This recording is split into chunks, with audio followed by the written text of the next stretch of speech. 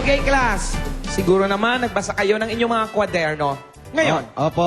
sa pagkakaalam natin na ang daigdig ay bilog at nakalutang ito sa kalawakan, hindi ba? Opo. So ngayon, papaano nangyari ito? Ipaliwanag mo nga, Luigi. Hindi ko po alam eh. Hindi mo alam. Okay, sit down. How about you, Diana? Do you know? Hindi ko rin alam po. Hindi mo rin alam?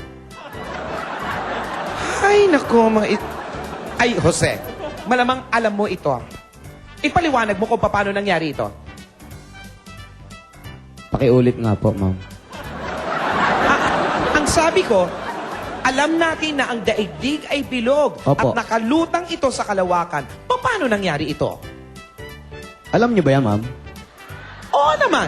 Siyempre, alam ko ang mga tinuturo ko sa inyo. Dahil guro ako, alam ko yan. Yung pala, alam niyo, ba't tinatanong niyo pa sa amin? Pinahirapan niyo na sarili niyo.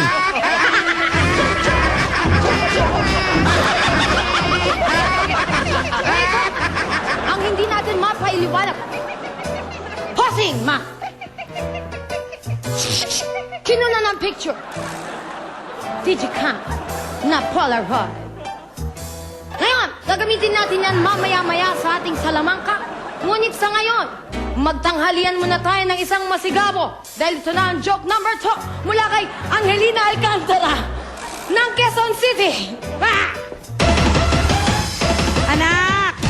Ano ba yung Mami. ginagawa mo dyan? Sandali lang, mami. Nagko-compute lang ako ng grades ko. O sige, pagkatapos mo mag-compute ha, kumain na tayo ng paborito mong tosino! Yes, mami! Fantastic! I know! O sige. Anak, Mami, parang abalang-abala ka sa pag-compute mo. Ano ba yan? kasi mami, mukhang nagkamali yung teacher ko sa pag-compute nung mga test papers ko. Nagkamali ang teacher? Teacher ang nagkamali? Paano nangyari yun? Bakit?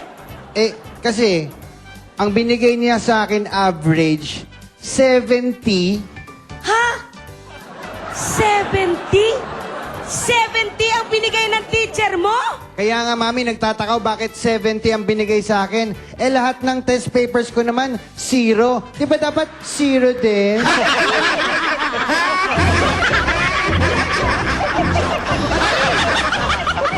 Matalino sa math, pero nakakatakot ang kanyang logic. Ito, titingnan natin kung kaya rin ng inyong mga pag-iisip at ng inyong mga mata ang magaganap na salamangka. Picture. Kagimbal-gimbal na litrato. Yeah. Pinasok. Malinis. Bossing, gusto mo ito? Malinis. Walang bahid ng malisya. Oo nga, Walang pandurugis. Ngayon, pinasok dito ang picture. Ayun, malinis. Kita na lang ang tiyan ni Profesor. At itinagos dito ang picture. Yan. Oo. Ngayon, Aha. ito ang kagimbal-gimbal na magaganap. Hipan mo, Jimmy. Masdan ang magaganap. Joey, trip mo to. Naging manananggal. Nahati ang wangkata. Ayun na. Eto ngayon. Oh. Gusto ba nating mabuo muli, bossing? Hindi na. Pwede nga, Okay patayin na yan. yung taguluyan Siguro na. Pero para na rin naman matuwa dahil siguradong may mga ibang mangilan-ngilan diyang natutuwa sa ating profesora, papaihip ko sa'yo. Ibig sabihin, mabubuo na naman niya. Yes, Joey. Must done. Ang galing kong pala, no? Ang galing kong pala. No?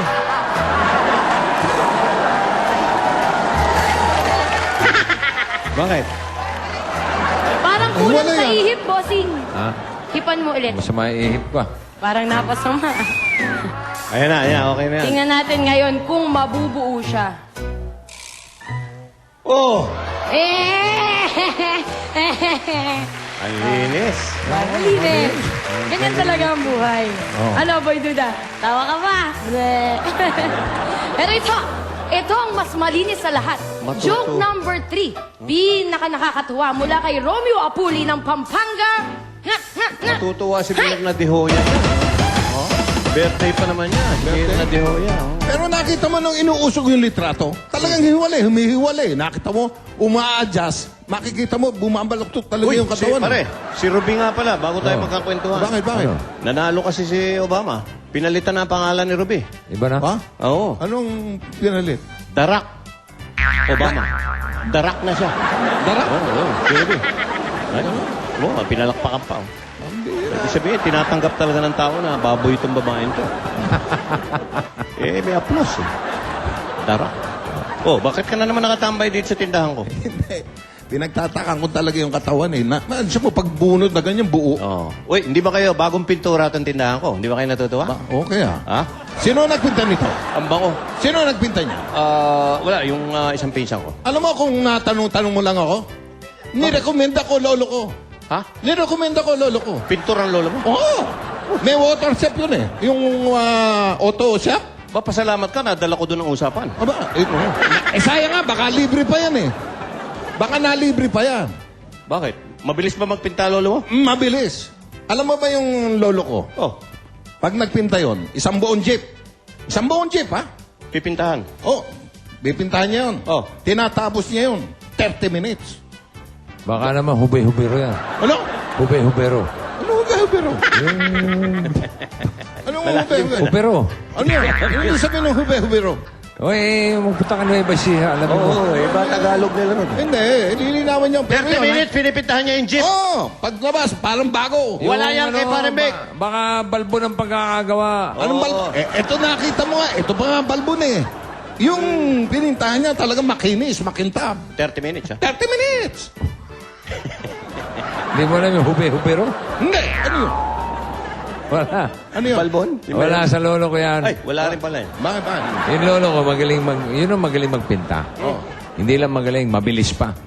Mabilis din? Oh, meron sa pinintahan. 30 minutes, tapos. Oh. Ay, ganun din yung kanya. Kompleto yun, ha? Nabuli na yun lahat. Makintab, lahat. Oh. Makintab ba? Oh. Makinis? Oh. Alam mo kung ano yung pinintahan niya? Ano? Bus. Boss! Oo. Teka. Yung si jeep lang, di ba? Hoy, marami ko nakikita mga boss. Baka yung mga laruan boss ang pinipintahan ng lolo mo. Talagang pwede niya tapusin nyo. Oh, bakit? Totoong bus. Totoo. Wag mo nang awayin si Pare Mick. Hindi Totoo. mo naririnig yung kwento ko eh. Hindi hubero yan. Hindi! Hindi. Jeep, pinintahan 30 minutes. Oo. Kay Pare Mick, bus na Bus eh. eh. 30 minutes. Bus yung akin, bus. Alam niyo ba yung lolo ko? Oh. 30 minutes. Oh. Natapos. Oh. Bisikleta. Wala na. Oh. Hoy, Ito, uwian na to. awate mo ko. Oh, dahil. Ako ngayon lang ako magwawala dito eh. Baka di pa tapos yung kwento. Teka, ano pa tatapusin doon? Ano pa? Bisikleta eh. Pare, mawalang galang na Ano ba eh. yan? Salamat, pare. May karapatang magalit tong Ang bira. kumpare ko eh. Pero tama yung narinig ko sa'yo, pare. Oh.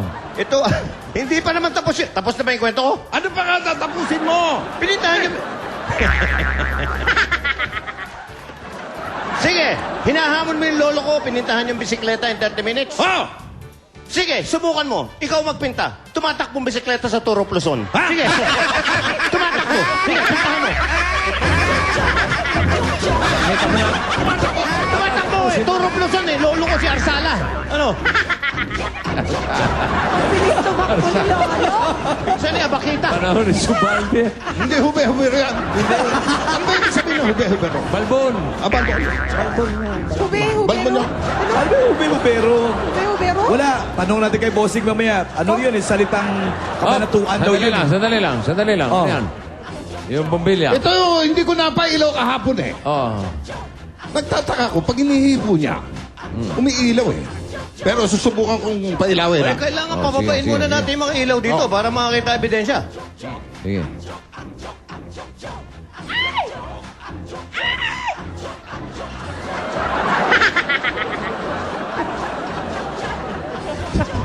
Balik mo na.